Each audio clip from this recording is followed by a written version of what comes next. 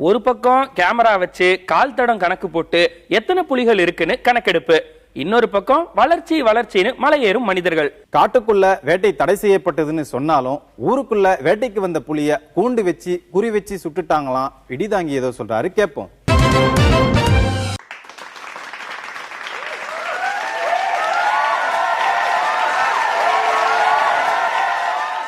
ஆனால் ஒன்றை மட்டும் கூறிக்கொள்ள ஆசைப்படுகிறேன்.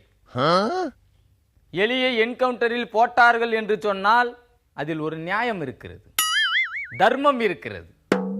ஏனென்றால் எலி ஒரு ஏலியன்ஸை போல என் வீட்டுக்குள் வந்து என்னை கடித்து வைத்து விடுகிறது, என் மீசையின் ஒரு புறத்தை ஒதுக்கி வைத்து விட்டு போகிறது.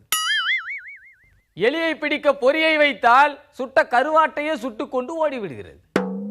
எலிகளை பிடிக்க ஒரு சிறப்பு படை வைக்க வேண்டும் என்று இந்த இடிதாங்கி அன்று எலியட்ஸ் கடற்கரையில் இருந்து கொக்கரித்தான். இதுவரை நடவடிக்கை உண்டா? இல்லை. ஏனென்றால் எலியை பிடிப்பதற்கான தொழில்நுட்பம் நம்மிடம் இல்லை என்று கையை விரிக்கிறார்கள். சுட்ட தேங்காயும் சுட்ட கருவாடும் கைவசம் இருக்கும் போது எலியை பிடிக்க தொழில்நுட்பம் இல்லை என்று கூறி நம் வல்லரசு கனவை ஒதுக்கி வைத்து விட முடியுமா?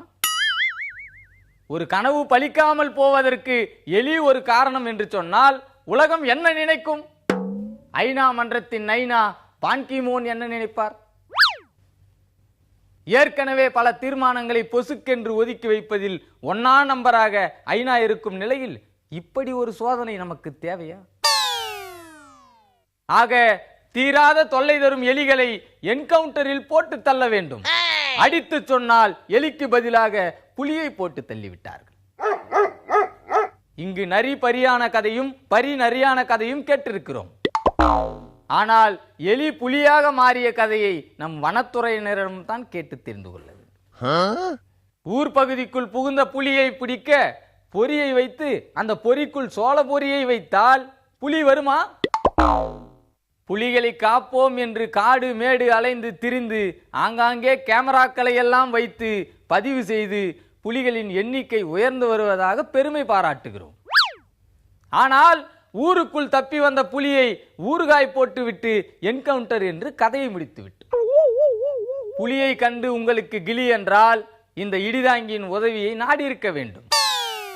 அதை விட்டுவிட்டு புலிக்கு வலை விரிக்கிறேன் என்று கிளியோடு சென்றால் என்ன ஆகும்? புலிகளின் எண்ணிக்கை குறையத்தான் செய்யும்.